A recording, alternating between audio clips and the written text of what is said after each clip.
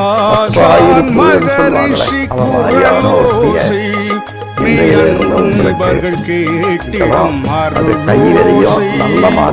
ஆசான் மகரிஷி குரலோசை மெய்யன்பர்கள் கேட்டிடும் அருளோசை. இறைநிலை உணர்ந்து இன்புற்று வாழ்ந்திட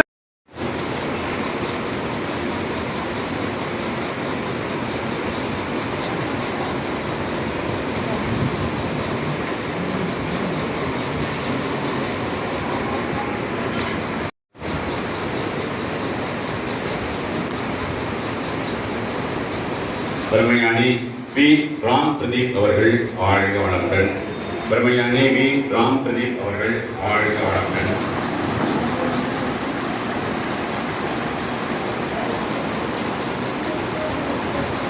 பிரம்மஞானி எஸ். மகேஸ்வரி அவர்கள்.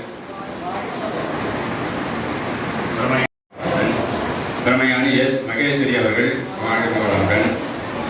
பிரம்மஞானி ஆர். கவிதா அவர்கள் வாழ்க வளமுடன். பிரம்மஞானி ஆர். கவிதா அவர்கள் வாழ்க வளமுடன்.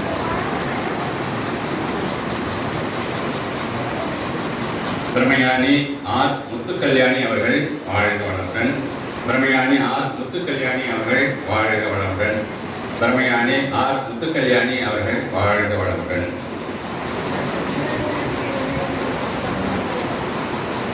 பிரம்மஞானி எம். பரமேஸ்வரி அவர்கள் வாழ்க வளமுடன்.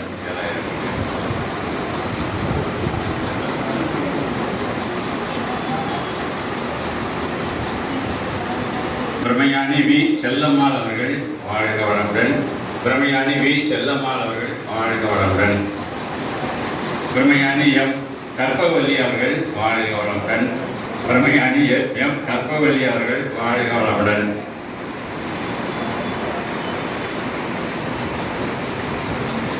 பிரம்மஞானி எஸ். ராஜேஸ்வரி அவர்கள் வாழ்க வளமுடன். பிரம்மஞானி எஸ். ராஜேஸ்வரி அவர்கள் வாழ்க வளமுடன். பிரம்மஞானி எம். ஜெயக்குமார் ஐயா அவர்கள் வாழ்க வளமுடன். பிரம்மஞானி எம். ஜெயக்குமார் ஐயா அவர்கள் வாழ்க வளமுடன். பிரம்மஞானி எம். ஜெயக்குமார் ஐயா அவர்கள் வாழ்க வளமுடன். பிரம்மஞானி ஹெச். ராஜலட்சுமி அவர்கள் வாழ்க வளமுடன். பிரம்மஞானி ஹெச். ராஜலட்சுமி அவர்கள் வாழ்க வளமுடன். பிரம்மஞானி எஸ். ராஜலட்சுமி அவர்கள் வாழ்க வளமுடன். பிரம்மஞானி எம். முத்துக்குட்டி அவர்கள் வாழ்க வளமுடன். பிரம்மஞானி எம். முத்துக்குட்டி அவர்கள் வாழ்க வளமுடன். பிரம்மஞானி ஹெச். ஓம் பிரகாஷ் அவர்கள் வாழ்க வளமுடன். பிரம்மஞானி ஹெச். ஓம் பிரகாஷ் அவர்கள் வாழ்க வளமுடன். இந்த தம்பிக்கு ஒரு சிறப்பு என்னன்னு கேட்டால், ஆழியாரில் சான்றிதழ் வழங்கிய சிறப்பு விருந்தினரே பார்த்து உனக்கு வயதன் நாள் தம்பின்னு கேட்டு இந்த வயதிலே நீ பிரம்மஞானி என்ற போற்றிய அன்பர். பிரம்மஞானம் வந்த அன்பர்கள் அனைவரும் நம்பியை இந்த வயசுலேயே பிரம்மஞானியா அப்படின்னு ஆச்சரியப்படும் அளவிற்கு சிறப்பு விருந்தினரே கேட்டார். நீதிபதி தான் குடும்பலையில் நீதிபதி தான் சான்றிதழ் வழங்கினார். இவர் சான்றிதழ் வரும்போதே கூப்பிட்டு வயசுனாரு தம்பின்னு கேட்டு இந்த வயதிலே பிரம்மஞானியான்னு தட்டி கொடுத்த அளவுக்கு ஒரு சிறப்பு பெற்ற அன்பர். வாழ்க வளமுடன். வாழ்க வளமுடன். அருள்பணி ஆற்றிய தொண்டர்களை சிறப்பு செய்தல். இந்த நிகழ்விற்கு அருள்பணி ஆற்றிய எம். கற்பவல்லி அம்மா அவர்களை கௌரவித்தார்.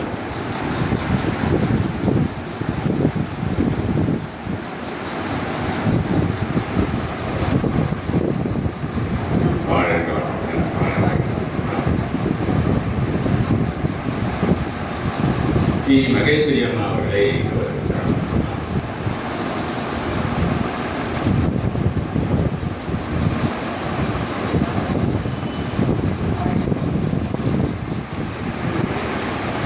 கார்த்திக் அவர்களை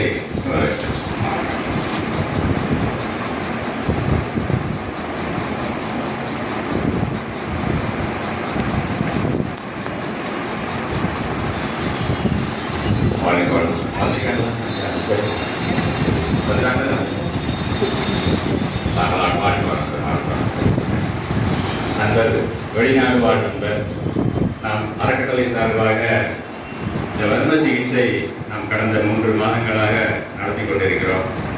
இவர்கள் விடுமுறையில் வந்த சமயம் நம்மிடம் அடிப்படை பயிற்சி ஃபவுண்டேஷன் கோர்ஸ் கற்றுக்கொண்டு கடந்த முறை நமக்கு வர்ம சிகிச்சைக்காக ஒரு நன்கொடையாளராக இருந்து அந்த சிகிச்சை சிறப்பாக நடந்துற உதவிய சுரேஷ் கண்ணன் அவர்கள் வழங்கி வருகிறோம்.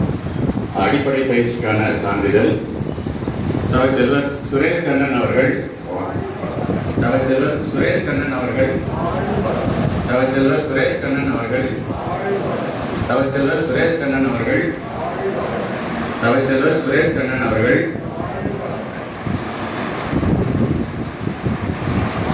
தவச்செல்வர் எஸ் நிதிஷ் அவர்கள் தவச்செல்வர் எஸ் நிதிஷ் அவர்கள்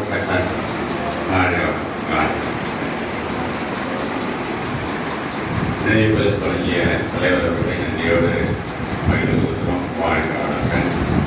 தலைமையுரை அவர்களை அறக்கட்டளை சார்பாக வரவேற்கிறேன். வாழ்ந்த வையகம், வாழ்ந்த வையகம், வாழ்ந்த வளம். எல்லாம் அல்ல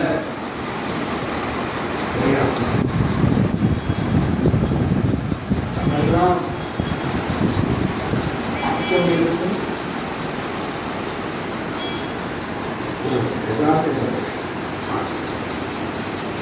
சதகோடி மகான்கள் இங்கு அமர்ந்திருக்க அனைத்து திறமைகளும்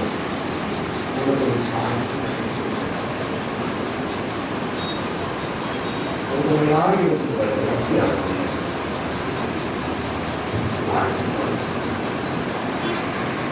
அன்பார்ந்த இருவாறு நிகழ்வுகளை அளவில் மனவளக்கலை என்ற அறக்கட்டளை சார்பாக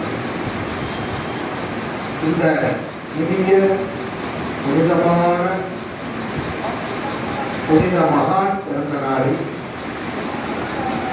நாம் அறக்கட்டளை அறக்கட்டளை எல்லாத்தையும் பதில் செய்யும் 15வது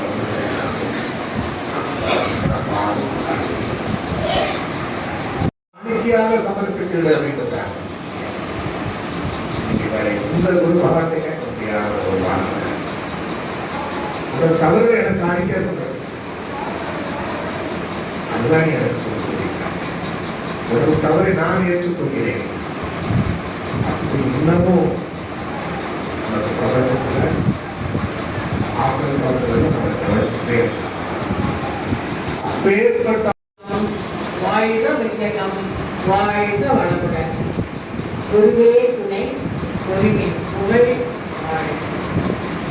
சிந்தனையை உடல் நலத்தை சீரமைத்து உய்வித்த குருவே வாழ்க. குருவின் திருவடி போற்றி, குருவின் திருவடி சரணம். இன்றைய மகான் மகரிஷியின் 115வது ஜெயந்தி விழாவை நாம் மிகவும் சந்தோஷத்துடன் கொண்டாடி கொண்டிருக்கிறோம். அந்த ஜெயந்தி விழாவை சிறப்பிக்க வந்திருக்கும் ஆண்டோர்கள் அனைவரையும், இங்கே என்னுடன் வீற்றிருக்கும் தலைவரையும், என் சக பேராசிரியர் அவர்களையும் வருக வருக என்று சொல்லி மாலை வணக்கங்களையும் வாழ்த்தையும் இந்த மன்றத்தின் சார்பாக நான் அவர்களை மிகவும் பணிவுடன் தெரிவித்துக் கொள்கிறேன். வாழ்க வளமுடன். குருமகானும் சித்தர்களும் இந்த நிகழ்வை நமக்கு நடத்தி கொடுப்பார்களாக. இப்பொழுது ஐயா சொன்ன மாதிரி மகரிஷியின் கனவு என்ன கனவு கண்டார்? அவர் என்ன கனவு கண்டிருக்க முடியும்? இன்றைய மக்கள் கனவு கண்ட மாதிரி புது படம் ரிலீஸ் ஆயிருக்கு, உடனே டிக்கெட் புக் பண்ணி நாளைக்கு போய் பார்த்துடலாமா, எந்த தியேட்டர்ல சொல்லலாம், எந்த முதலாளி நமக்கு நெருக்கம், மிக நெருக்கம், அவர்களிடம் சொல்லி டிக்கெட் புக் பண்ணிடலாமா அப்படிங்கிற கனவா? அப்படிங்கிற கனவா? ஏன் சட்டமே வர மாட்டேங்குது? இல்ல பேசலாம். இல்லை, அவருடைய கனவு என்னவாக இருந்தது? தனி மனிதன் அமைதி. அவருக்கு என்ன இப்படி தனி மனிதன் அமைதிக்காக அவர் ஏன்